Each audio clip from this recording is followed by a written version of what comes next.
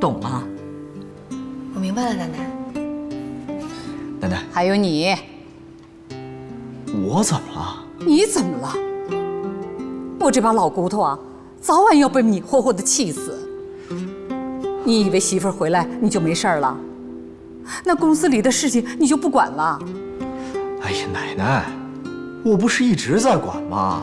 那叫管呐，那叫糟蹋。前几天公司理事来跟我告状，说你撬了自己项目的会议。你不要以为我不知道你都干什么去了。哎，奶奶，这么丰盛的早餐，您赶紧吃吧，别为了您这个不孝的孙子，破坏了您的胃口。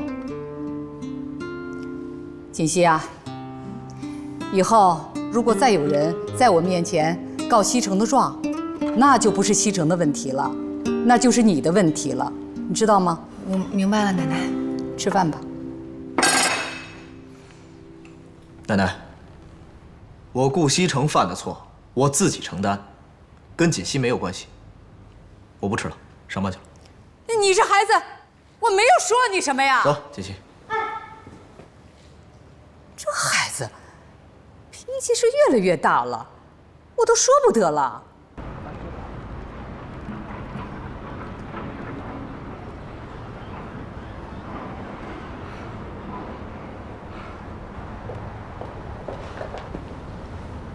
哎，先生，哎，这是揽月湾吗？是。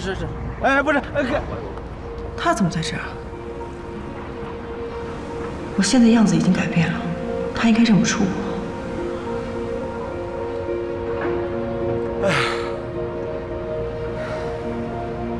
哎，小姐，哎，小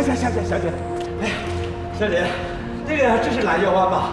对啊，哎，你见过这姑娘吗？这不是锦溪吗？对。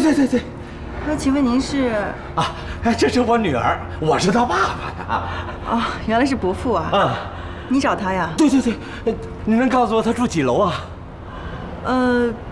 锦溪她现在不在这儿住了。啊？你要带我去哪儿啊？去公司，一会儿你在楼下喝杯咖啡等我。你之前不是一直特别讨厌去公司吗？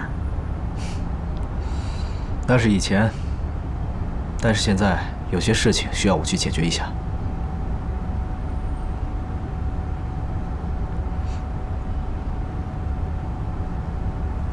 看我干嘛？没看，你明明看我了。我看的是你旁边那棵树。